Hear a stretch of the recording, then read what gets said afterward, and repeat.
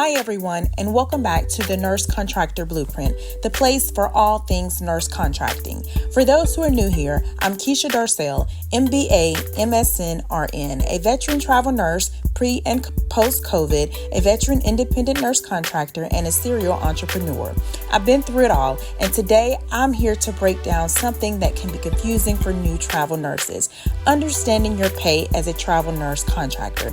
If you've ever looked at your paycheck and wondered why your hourly rate looks lower than you're expected, you're not alone. In this video, we'll go over how your pay is structured, including stipends, hourly rates, and how overtime works. Let's dive in.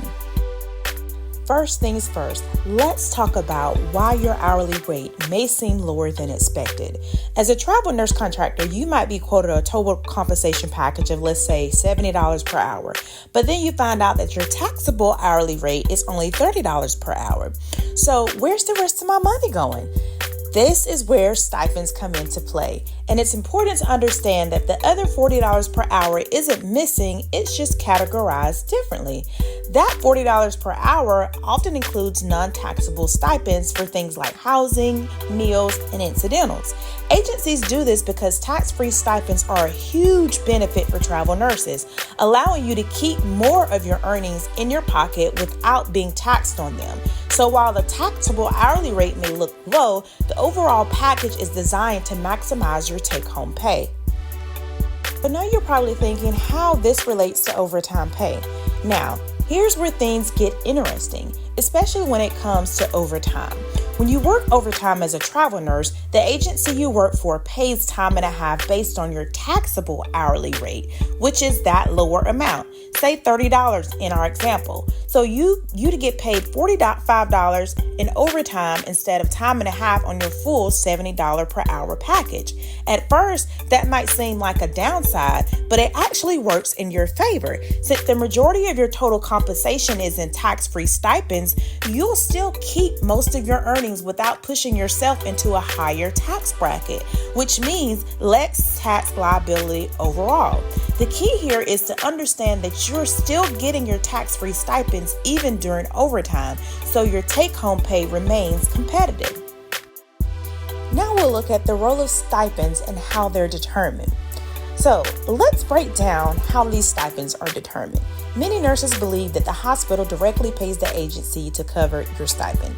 But that's not exactly how it works. The hospital pays the agency a bill rate, which is a flat rate the hospital is willing to pay per hour for your services. From that bill rate, the agency is responsible for determining how much of that goes towards your hourly wage, your stipends, your benefits, and even their own cut. So the agency is the one deciding how your pay and stipends are structured based on the bill rate they receive. These stipends, particularly for housing and meals, are generally influenced by what's called GSA guidelines, or General Service Administration, which provides recommendations based on the cost of living in specific locations. However, it's important to note that agencies aren't required to follow these guidelines exactly. They can decide to offer a higher or lower stipend depending on their policies and the total bill rate. This is why it's crucial to ask your agency how they calculate your stipend. Let's take a closer look at how your stipends work and why it's important to understand how agencies calculate them.